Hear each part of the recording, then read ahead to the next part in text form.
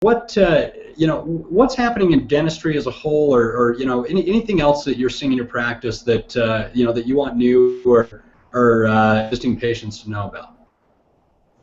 Well, there's always something new in dentistry. As I said, I spend a lot of time keeping up on things, but let's talk about three areas that I think are really interesting. Some are on the near horizon, some are here, and a couple are way out there as things to come. But the materials, we've had a lithium silicate come out that's it's a tooth-colored restoration. We use it in crowns, and that gives us the ability to give you a strong crown. It's about 3 times stronger than a porcelain fused to metal crown. Those are the crowns that have been used for years and years and years, and from time to time chip, and they have a little black margin around them if the tissue recedes a little bit. And so over time, they sometimes aren't quite as aesthetic as they could be. That material gives us an ability to use something that's all porcelain, has no metal in it, so you don't have any issues with metal allergies, which some people do.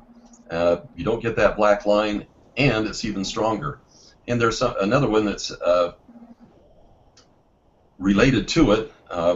It's called, one of the brand names is Bruxar. It's a material that's about 10 times stronger than tooth structure, and we use that from time to time. It's also tooth colored, creates a nice, very, very hard restoration. So if you grind your teeth and that sort of thing, and you've been breaking your very back teeth and that sort of thing, that's a perfect restoration.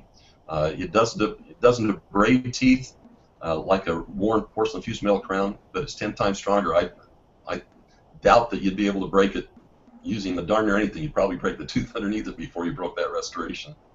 Another one that's another area that's quite interesting is we've come out with some fluorides that you can just paint on your teeth. They don't have to have your teeth really dry. You don't have to put it in a trace or your gag and that sort of thing. Stays on during the day, and then next time you brush your teeth, it comes off. You don't have to wait to eat with it. It solves a lot of the nuisance that fluoride treatments of the past have had, and so kids and adults alike like that material a lot better. And we've instituted that in our practice just recently. One that's kind of a gee whiz thing at this stage is that there's a lot of research going on that saliva can be used as a diagnostic tool. It's not in our practices yet, but it's coming. They claim that it's going to be the new blood, except it's so much easier to get. One of the things that's got me excited is I've had a couple of friends that have passed away from pancreatic cancer. One of the reasons is it's very difficult to diagnose in its early stages.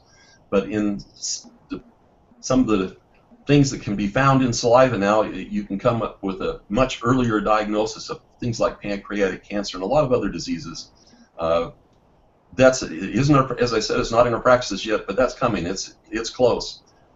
There's some research going on out there that you can actually grow new teeth from stem cells. Again, that's one that's way out there, but it's coming. Whether I'll see it in my practice, I don't know.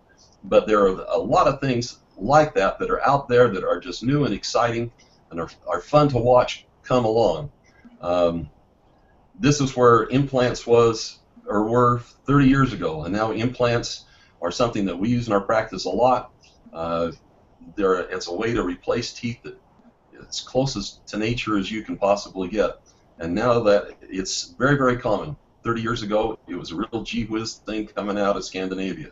So I look for these new things to be coming, but when, anybody's guess.